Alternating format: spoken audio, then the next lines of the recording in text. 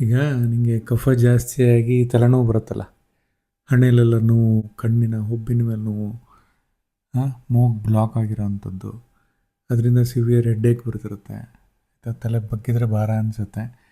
ಇದಕ್ಕೆ ನಾವು ಸೈನೋಸೈಟಿಸ್ ಅಂತ ಕರಿತೀವಿ. ಮತ್ತು ಮೂಗು ಬ್ಲಾಕ್ ಆಗ್ತಿರುತ್ತೆ. ಅದು ಕೆಲವೊಂದು ಸಲ ಈ ಸಿಟ್ರಿಸಿನ್ ಅಂತ ಎಲ್ಲ ಮಾತ್ರೆ ತೊಗೊಂಡಾಗ ತಲೆ ಭಾರ ಆಗಿಬಿಡುತ್ತೆ. ಯಾಕಂದರೆ ಕಫ ಎಲ್ಲ ಕಂಪ್ಲೀಟಾಗಿ ಬ್ಲಾಕ್ ಆಗಿಬಿಡುತ್ತೆ. ಆವಾಗ ನಿನಗೇನಾಗುತ್ತೆ, ಸಿವಿಯರ್ ಹೆಡ್ಡೇಕ್ ಬರುತ್ತೆ. ಒಂಥರ ತಲೆ ಸಿಡ್ತಾ ಅಂದರೆ ನಿಂಗೆ ತಡ್ಕೊಳಕ್ಕಾಗಲ್ಲ, ಅಷ್ಟೊಂದು ತಲೆನೋವು ಬರ್ತಿರುತ್ತೆ.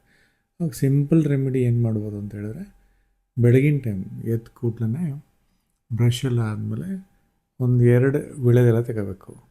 ತೊಟ್ಟು ಮತ್ತು ಬುಡನ ಸ್ವಲ್ಪ ಕಟ್ ಮಾಡಿ ಅದಕ್ಕೊಂದು 2 ಕಾಳುಮೆಣಸು ಹಾಕಬೇಕು.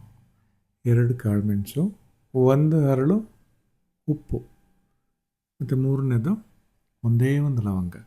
ಈ 3ನ್ನು ಜೇನುತುಪ್ಪದಲ್ಲಾದರೂ ಮಿಕ್ಸ್ ಮಾಡ್ಬೋದು, ಹಾಗೆ ಡೈರೆಕ್ಟಾಗಾದರೂ ತೊಗೋಬೋದು. ಇದು ತೊಗೊಂಡ್ರೆ ನಿಧಾನಕ್ಕೆ ಜಗದು ಅದರ ರಸನ ತಗೊಳ್ತಾ ಬಂದರೆ ಹಣೆಯಲ್ಲಿ ಮತ್ತು ಸೈನಸ್ ಜಾಗದಲ್ಲಿ ಕಟ್ಟಿರುವಂಥ ಕಫ ಏನಿರುತ್ತೆ ಅದು ತಿಳಿ ನೀರಾಗಿ ಬರುತ್ತೆ. ಸೈನಸ್ ಯೂಶ್ವಲಿ ಹೆಂಗೆ ಅಂತ ಹೇಳಿದ್ರೆ ಅದು ಏರ್ ಫಿಲ್ಡ್ ಕ್ಯಾವಿಟೀಸ್, ಅದರಲ್ಲಿ ಏನೂ ಇರಬಾರ್ದು. ಆ ಮನೆ ಖಾಲಿ ಕ್ಯಾವಿಟಿ ಅದು, ಅದರಲ್ಲಿ ಏನೂ ಇರಬಾರ್ದು. ಅದರಲ್ಲಿ ಏನಾಗ್ಬಿಡುತ್ತೆ, ಕಫ ಬಂದು ಬ್ಲಾಕ್ ಆಗ್ಬಿಡುತ್ತೆ. ಏನಾದರೂ ಫ್ಲೂಯಿಡ್ ಬಂದು ಬ್ಲಾಕ್ ಆಯಿತು ಅಂತ ಹೇಳಿದ್ರೆ ಅಲ್ಲಿ ಪ್ರೆಷರ್ ಜಾಸ್ತಿಯಾಗಿ ಸಿಕ್ಕಾಪಟ್ಟೆ ಪೇಯ್ನ್ ಬರುತ್ತೆ. ಇದ್ರ ಜೊತೆಗೆ ಉಪ್ಪು ನೀರು ಬಾಯಿ ಮುಕ್ಕಳಿಸ್ಬೇಕು.